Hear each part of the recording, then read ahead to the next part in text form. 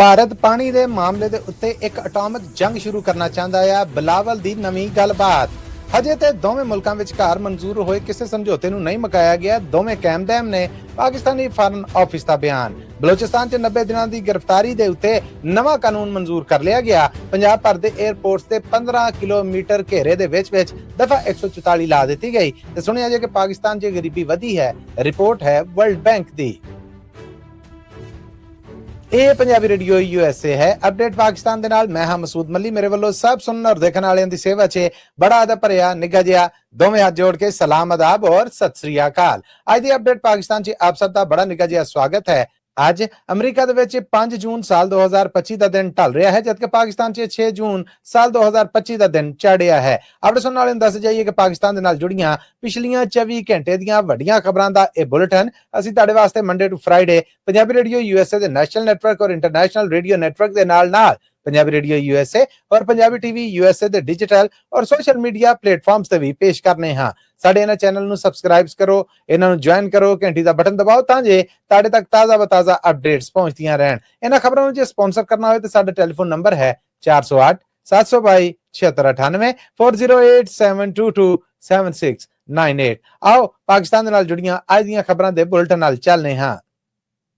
Pakistan people's party ਦੇ ਪ੍ਰਧਾਨ ਔਰ ਪਾਕਿਸਤਾਨ ਤੋਂ ਅਮਰੀਕਾ ਸਮੇਤ ਦੂਜੇ ਮੁਲਕਾਂ 'ਚ ਜਾ ਕੇ ਪਾਕਿਸਤਾਨ ਔਰ ਭਾਰਤ ਦੇ ਆਪਸੀ ਵਿਗੜੇ ਹੋਏ ਮਾਮਲਾਤ ਦੇ ਵਿੱਚ ਭਾਰਤੀ ਸਾਜ਼ਿਸ਼ ਦੇ ਬਾਰੇ ਦੱਸ ਪਾਉਣ ਵਾਲੇ ਪਾਕਿਸਤਾਨੀ 10 ਬੰਦਿਆਂ ਦੇ ਪਾਰਲੀਮਾਨੀ ਜੱਥੇ ਦੇ ਪ੍ਰਧਾਨ ਬਿਲਾਵਲ ਹੋਣਾ ਦਾ ਆਖਣਾ ਹੈ ਕਿ ਭਾਰਤ ਪਾਕਿਸਤਾਨ ਦੇ ਨਾਲ ਐਟੋਮਿਕ ਜੰਗ ਸ਼ੁਰੂ ਕਰਨਾ ਚਾਹੁੰਦਾ ਹੈ, ਕਿਉਂਕਿ ਅਸੀਂ ਪਹਿਲਾਂ ਹੀ ਕਹਿ ਚੁੱਕੇ ਹਾਂ ਕਿ ਪਾਣੀ ਪਾਕਿਸਤਾਨ ਦੀ ਲਾਈਫਲਾਈਨ ਆ, ਬਲਕਿ 24 ਕਰੋੜ ਲੋਕਾਂ ਦੀ ਲਾਈਫਲਾਈਨ ਆ। ਇਹਦੇ ਨਾਲ ਜਦੋਂ ਕੋਈ ਛੇੜਛਾੜ ਕੀਤੀ ਜਾਏਗੀ ਤੇ ਪਾਕਿਸਤਾਨ ਫਿਰ ਆਪਣਾ ਦਿਫਾ ਕਰਨਾ ਜਾਣਦਾ ਹੈ। ਬਿਲਾਵਲ ਜ਼ਰਦਾਰੀ ਹੋਣਾ ਨੇ ਆਖਿਆ ਕਿ ਪਹਿਲਾਂ ਵੀ ਪਾਕਿਸਤਾਨ ਔਰ ਭਾਰਤ ਦੇ ਆਪਸੀ ਭਖੇ ਹੋਏ ਔਰ ਗੁੰਝਲਦਾਰ ਮਾਮਲੇ ਨੇ ਜਿਹੜੇ ਉਹ ਟਰੰਪ ਹੋਣਾ ਦੀ ਸਾਲਸੀ ਤੋਂ ਬਾਅਦ ਹੀ ਸੁਧਰੇ, ਜਿਹਨੂੰ ਕਿ ਭਾਰਤ ਨਹੀਂ ਮੰਨ ਰਿਹਾ। ਪਰ ਹੁਣ ਜੇ ਕੋਈ ਕੰਮ ਛਿੜ ਗਿਆ ਤੇ ਸ਼ਾਇਦ ਟਰੰਪ ਹੋਣਾ ਨੂੰ ਵੀ ਇਹਦੇ ਵਿੱਚ ਆ ਕੇ ਮਾਮਲੇ ਨਿਬੇੜਨ ਦਾ ਮੌਕਾ ਨਾ ਲੱਭੇ। ਬਿਲਾਵਲ ਹੋਣਾ ਨੇ ਆਖਿਆ ਕਿ ਮੈਂ ਇਹ ਪੁੱਛਣਾ ਚਾਹੁੰਦਾ ਹਾਂ ਕਿ ਦੁਨੀਆ ਦੇ ਉਹ ਮੁਲਕ ਜਿਹੜੇ ਪਹਾੜਾਂ ਤੋਂ ਉੱਤੇ ਰਹਿੰਦੇ ਨੇ, ਜਿੱਥੋਂ ਦਰਿਆ ਨਿਕਲਦੇ ਨੇ, ਉਹਨਾਂ ਦੀ ਜੇ ਨੀਵੇਂ ਮੁਲਕਾਂ ਦੇ ਨਾਲ ਅਣਬਣ ਹੁੰਦੀ ਹੈ ਤੇ ਕੀ ਉਹਨਾਂ ਦਾ ਪਾਣੀ ਰੋਕ ਦੇਣਗੇ? ਪਰ ਭਾਰਤ ਇਹ ਕੰਮ ਕਰਕੇ ਇਹੋ ਜਿਹੀ ਮਿਸਾਲ ਬਣਾਉਣਾ ਚਾਹੁੰਦਾ ਹੈ ਔਰ ਅਸੀਂ ਇਹ ਮਿਸਾਲ ਨਹੀਂ ਬਣ ਦੇਣੀ। ਜੇ ਇੱਕ ਮਾਮਲੇ ਦੇ ਉੱਤੇ ਭਾਰਤ ਦੀ ਇਸ ਗੱਲ ਨੂੰ ਅਸੀਂ ਠੀਕ ਸਮਝ ਵੀ ਲਈਏ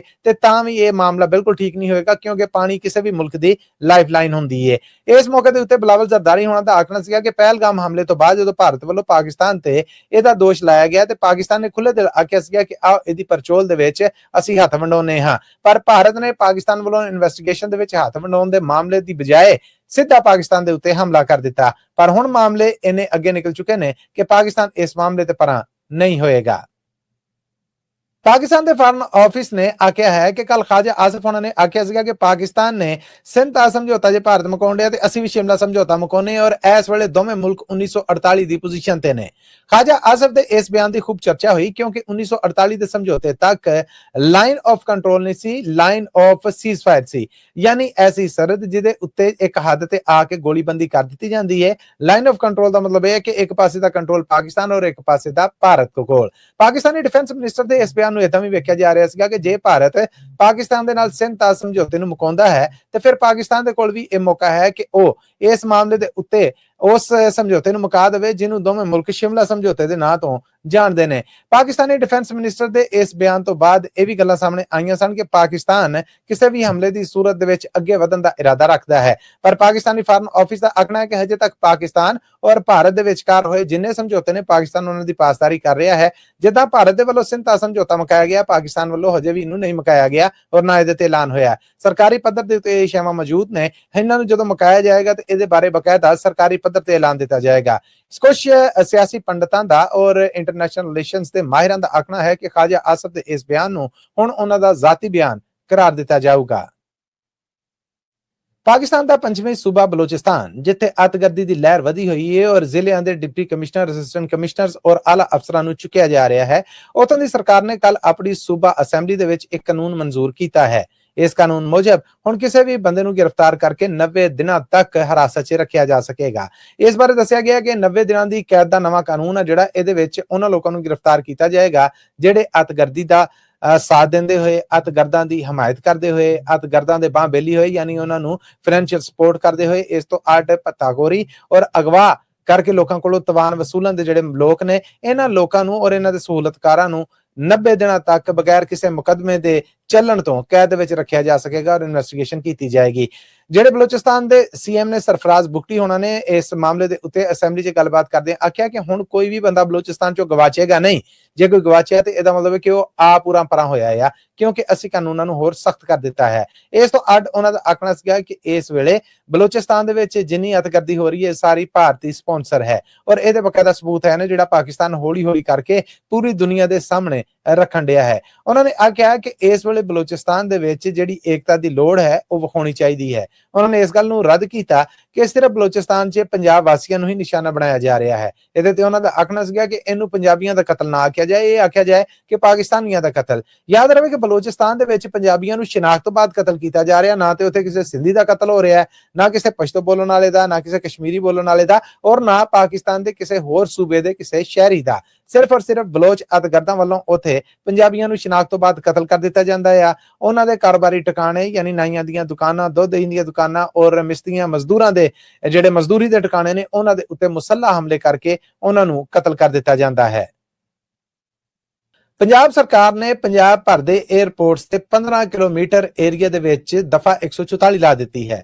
ਇਸ ਦਫਾ 144 ਦਾ ਮਤਲਬ ਇਹ ਹੈ ਕਿ ਇਹਨਾਂ ਏਰੀਆਜ਼ ਦੇ ਵਿੱਚ ਨਾ ਤੇ ਕਿਸੇ ਕਿਸਮ ਦਾ ਕੋਈ ਕੂੜਾ ਕਬਾੜ ਆ ਜਿਹੜਾ ਉਹ ਸੁੱਟਿਆ ਜਾ ਸਕੇਗਾ ਔਰ ਈਦ ਮੌਕੇ ਜਦੋਂ ਮੁਲਕ ਭਰ ਦੇ ਵਿੱਚ ਕੁਰਬਾਨੀਆਂ ਹੋਣੀਆਂ ਨੇ, ਕੁਰਬਾਨੀਆਂ ਤੋਂ ਬਾਅਦ ਉਹਨਾਂ ਦੀਆਂ ਆਂਦਰਾਂ ਔਰ ਜਾਨਵਰਾਂ ਦੀਆਂ ਬਾਕੀ ਜਿਹੜੇ ਫੁਜ਼ਲੇ ਨੇ ਉਹ ਵੀ ਨਹੀਂ ਸੁੱਟੇ ਜਾ ਸਕਣਗੇ, ਕਿਉਂਕਿ ਇਹ ਸੁੱਟਣ ਤੋਂ ਬਾਅਦ 에ਅਰਪੋਰਟ ਦੇ ਲਾਗੇ ਇਹਨਾਂ ਸਾਰੀਆਂ ਅਲਾਇਸ਼ਾਂ ਜਾਂ ਆਂਦਰਾਂ ਚਾਂਦਰਾਂ ਔਰ ਗੰਦ ਨੂੰ ਖਾ ਕੇ ਇੱਲਾਂ, ਕਾਂ ਔਰ ਦੂਸਰੇ ਪਰਿੰਦੇ ਉੜਦੇ ਨੇ ਜਿਹੜੇ ਹਵਾਈ ਜਹਾਜ਼ਾਂ ਦੇ ਨਾਲ ਟੱਕਰ ਕਾਰਨ ਕਿਸੇ ਵੱਡੇ ਹਾਦਸੇ ਦਾ ਸਬਬ ਬਣ ਸਕਦੇ ਨੇ। ਸਰਕਾਰ ਵੱਲੋਂ ਹਰ ਸਾਲ ਇਹ ਪਾਬੰਦੀ ਲਾਈ ਜਾਂਦੀ ਹੈ। ਪਹਿਲਾਂ ਇਹ ਪਾਬੰਦੀ ਕਿਸੇ ਖਾਸ ਏਰੀਆ 'ਚ ਨਹੀਂ ਲਾਈ ਜਾਂਦੀ, ਪਰ ਹੁਣ ਇਹਦੇ ਵਾਸਤੇ ਏਰੀਆ ਜਿਹੜਾ ਉਹ ਵੀ ਨੋਮੀਨੇਟ ਕਰ ਦਿੱਤਾ ਗਿਆ ਔਰ ਆਖਿਆ ਗਿਆ ਕਿ 15 ਕਿਲੋਮੀਟਰ ਏਰੀਆ ਦੇ ਵਿੱਚ 에ਅਰਪੋਰਟ ਦੇ ਲਾਗੇ ਕਿਸੇ ਕਿਸਮ ਦੀ ਕੋਈ ਇਹੋ ਜਿਹੀ ਐਕਟੀਵਿਟੀ ਨਹੀਂ ਹੋਏਗੀ। ਲੋਕਾਂ ਨੂੰ ਆਖਿਆ ਜਾ ਰਿਹਾ ਕਿ ਸਾਲਟ ਵੇਸਟ ਮੈਨੇਜਮੈਂਟ ਦੇ ਮਹਿਕਮੇ ਵੱਲੋਂ ਦਿੱਤੀਆਂ ਗਈਆਂ ਜਿਹੜੀਆਂ ਹਦਾਇਤਾਂ ਨੇ ਉਹਨਾਂ ਦੇ ਉੱਤੇ ਕੁਰਬਾਨੀ ਕਰਦਿਆਂ ਹੋਏ ਅਮਲ ਕਰਨ ਤਾਂ ਜੇ ਗਲੀ ਮਹੱਲਿਆਂ ਦੇ ਵਿੱਚ ਗੰਦ ਹੈ ਜਿਹੜਾ ਉਹ ਨਾ ਖਿਲਰੇ। ਇਧਰ ਪਾਕਿਸਤਾਨੀ ਸਰਕਾਰ ਨੇ ਕੱਲ ਤੋਂ ਬਕਾਇਦਾ ਛੁੱਟੀਆਂ ਦਾ ਐਲਾਨ ਕਰ ਦਿੱਤਾ ਹੈ, ਯਾਨੀ 6 ਤਰੀਕ ਤੋਂ ਪਾਕਿਸਤਾਨ ਦੇ ਵਿੱਚ ਹੁਣ ਈਦ ਦੀਆਂ ਛੁੱਟੀਆਂ ਨੇ ਜਿਹੜੀਆਂ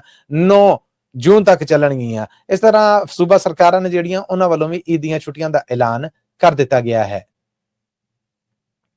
ਪਾਕਿਸਤਾਨ ਦੇ ਵਿੱਚ ਗਰੀਬੀ ਵਧੀ ਹੈ ਔਰ ਆਮ ਬੰਦੇ ਦੇ ਹਾਲਾਤ ਤੰਗ ਹੋਏ ਨੇ, ਇਹ ਆਖਣਾ ਹੈ ਵਰਲਡ ਬੈਂਕ ਦਾ। ਜਿਨ੍ਹਾਂ ਮੁਜਬ ਪਾਕਿਸਤਾਨ ਦੇ ਵਿੱਚ 10 ਕਰੋੜ 79 ਲੱਖ ਪਾਕਿਸਤਾਨੀ ਐਸੇ ਨੇ ਜਿਹੜੇ ਗਰੀਬੀ ਔਰ ਇਸ ਤੋਂ ਥੱਲੜੀ ਲੀਕ ਦੇ ਉੱਤੇ ਜ਼ਿੰਦਗੀ ਕੱਟਣ ਤੇ ਮਜਬੂਰ ਨੇ। ਤਾਜ਼ਾ ਅੰਕੜਿਆਂ ਦੇ ਵਿੱਚ ਦੱਸਿਆ ਗਿਆ ਹੈ ਕਿ ਪਾਕਿਸਤਾਨ ਦੇ ਵਿੱਚ ਪਹਿਲੋਂ ਗਰੀਬੀ 39.8% ਸੀਗੀ, ਜਿਹੜੀ ਹੁਣ ਵੱਧ ਕੇ 44.7% ਤੱਕ ਅੱਪੜ ਗਈ ਹੈ। ਇਹਦੇ ਵਿੱਚ ਦੱਸਿਆ ਗਿਆ ਹੈ ਕਿ 47.7% ਦੀ ਇਹ ਆਬਾਦੀ ਹੈ ਜਿਹੜੀ ਹੈ ਗਰੀਬੀ ਦਾ ਸ਼ਿਕਾਰ ਹੈ, ਜਦ ਕਿ 10 ਕਰੋੜ 79 ਲੱਖ ਪਾਕਿਸਤਾਨੀ ਜਿਹੜੇ ਉਹ ਇਹਨਾਂ ਅੰਕੜਿਆਂ ਦੇ ਘੇਰੇ ਦੇ ਵਿੱਚ ਆਉਂਦੇ ਨੇ। ਇਹਦੇ ਵਿੱਚ ਦੱਸਿਆ ਗਿਆ ਹੈ ਕਿ ਲੋਕਾਂ ਦੀ ਇਸ ਵੇਲੇ ਜ਼ਿੰਦਗੀ ਦਾ ਢੰਗ ਜਿਹੜਾ ਉਹ ਬਦਲ ਗਿਆ। ਉਹ ਲੋਕ ਜਿਹੜੇ ਪਹਿਲਾਂ ਚੰਗਾ ਚੌਂਸਾ ਖਾਂਦੇ ਸਨ ਹੁਣ ਕੰਪਰੋਮਾਈਜ਼ਿੰਗ ਖਾਂਦੇ ਨੇ। ਜਿਨ੍ਹਾਂ ਦੇ ਘਰ ਪਹਿਲਾਂ ਖੁੱਲਾ ਰਾਸ਼ਨ ਆਉਂਦਾ ਸੀਗਾ ਉਹਨਾਂ ਦੀ ਵੀ ਖਰੀਦ ਦੀ ਹੁਣ ਤਾਕਤ ਹੈ ਜਿਹੜੀ ਉਹ ਘਟ ਰਹੀ ਹੈ। ਇਹਦੇ ਵਿੱਚ ਦੱਸਿਆ ਗਿਆ ਕਿ ਪਹਿਲਾਂ ਇੱਕ ਪਾਕਿਸਤਾਨੀ ਹੈ ਜਿਹੜਾ ਉਹਦੀ ਰੋਜ਼ ਜਿਹਨੂੰ ਕਹਿੰਦੇ ਨੇ ਕਿ ਕਮਾਈ 1200 ਰੁਪਏ ਦੇ ਲਗਭਗ ਸੀਗੀ, ਜਿਹੜੀ ਕਿ ਹੁਣ ਘਟੀ ਹੈ। ਇਹਦੇ ਨਾਲ ਹੀ ਦੱਸਿਆ ਗਿਆ ਹੈ ਕਿ ਇਹ ਸਾਰਾ ਡਾਟਾ ਜਿਹਦੇ ਅੰਦਾਜ਼ੇ ਕੱਢੇ ਗਏ ਨੇ ਇਹ 2018-2019 ਦੀ ਪਾਕਿਸਤਾਨ 'ਚ ਹੋਣ ਵਾਲੀ ਮਰਦਮਸ਼ੁਮਾਰੀ ਔਰ ਖਾਨਾਸ਼ੁਮਾਰੀ ਹੈ ਜਿਹੜੀ ਉਹਦੇ ਮੁਤਾਬਿਕ ਨੇ, ਕਿਉਂਕਿ ਸਾਲ 2023 ਦੇ ਵਿੱਚ ਪਾਕਿਸਤਾਨ ਦੇ ਵਿੱਚ ਹੋਣ ਵਾਲੀ ਜਿਹੜੀ ਮਰਦਮਸ਼ੁਮਾਰੀ ਹੈ ਹਜੇ ਤੱਕ ਸਰਕਾਰ ਵੱਲੋਂ ਉਹਨਾਂ ਅੰਕੜਿਆਂ ਦਾ ਬਕਾਇਦਾ ਐਲਾਨ ਨਹੀਂ ਕੀਤਾ ਗਿਆ। ਇਹਦੇ ਤੋਂ ਅੱਡ ਆਖਿਆ ਗਿਆ ਹੈ ਕਿ ਪਾਕਿਸਤਾਨ ਦੇ ਵਿੱਚ 16.5% ਦੀ ਆਬਾਦੀ ਹੈ ਜਿਹੜੀ ਹੈ ਗਰੀਬੀ ਦੀ ਲੀਕ ਤੋਂ ਵੀ ਥੱਲੇ ਜ਼ਿੰਦਗੀ ਕੱਟ ਰਹੀ ਹੈ, ਯਾਨੀ ਜਿਨ੍ਹਾਂ ਕੋਲ ਬੁਨਿਆਦੀ ਸਹੂਲਤਾਂ ਵੀ ਨਹੀਂ ਹੈ। ਇਸ ਤੋਂ ਅੱਡ 3 ਕਰੋੜ 98 ਲੱਖ ਲੋਕ ਨੇ ਜਿਹੜੇ ਉਹ ਐਸੇ ਨੇ ਜਿਹੜੇ ਗਰੀਬੀ ਦੇ ਸਾਰੇ ਮਿਆਰ ਦੇ ਉੱਤੇ ਪੂਰਾ ਉਤਰਦੇ ਨੇ। ਪਾਕਿਸਤਾਨ ਦੇ ਵਿੱਚ ਆਖਿਆ ਜਾ ਰਿਹਾ ਹੈ ਕਿ ਇਸ ਵੇਲੇ ਥੱਲੜੇ ਤਬਕੇ ਔਰ ਵਿਚਕਾਰਲੇ ਆਮਦਨੀ ਦੇ ਲੋਕ ਨੇ ਜਿਹੜੇ ਉਹ ਤੰਗ ਹੋ ਰਹੇ ਨੇ ਔਰ ਪਾਕਿਸਤਾਨ ਦਾ ਸ਼ੁਮਾਰ ਵੀ ਉਹਨਾਂ ਮੁਲਕਾਂ ਦੇ ਵਿੱਚ ਹੁੰਦਾ ਹੈ ਜਿੱਥੇ ਥੱਲੜਾ ਤਬਕਾ ਔਰ ਵਿਚਕਾਰਲਾ ਤਬਕਾ ਜਾਂ ਤਨਖਾਹਦਾਰ ਤਬਕਾ ਜਿਹੜਾ ਉਹਨੂੰ ਬਹੁਤਾ ਜਾਣਿਆ ਜਾਂਦਾ ਹੈ। ਲੋ ਜੀ, ਅੱਜ ਦਾ ਅਪਡੇਟ ਪਾਕਿਸਤਾਨ ਇੱਥੇ ਹੀ ਮੁੱਕਦਾ ਹੈ। ਪੰਜਾਬੀ ਰੇਡੀਓ USA ਤੋਂ ਅੱਜ ਤੱਕ ਲਈ ਇੰਨਾ ਹੀ। ਮੈਨੂੰ ਮਸੂਦ ਮਲੀ ਨੂੰ ਇਜਾਜ਼ਤ ਦਿਓ, ਪਰ ਜਾਣ ਤੋਂ ਪਹਿਲੇ ਕਹਾਂਗਾ ਕਿ ਪਾਕਿਸਤਾਨ ਦੇ ਨਾਲ ਜੁੜੀਆਂ ਇਹ ਖਬਰਾਂ ਅਸੀਂ ਤੁਹਾਡੇ ਵਾਸਤੇ ਹਫਤੇ 'ਚ 5 ਦਿਨ ਮੰਡੇ ਟੂ ਫਰਾਈਡੇ ਪੇਸ਼ ਕਰਨੇ ਆ। ਇਹਨਾਂ ਖਬਰਾਂ ਨੂੰ ਸਪਾਂਸਰ ਕਰਨਾ ਹੋਏ ਤੇ ਸਾਡਾ ਟੈਲੀਫੋਨ ਨੰਬਰ ਹੈ 408 722 7698 ਯਾਨੀ 408 722 7698।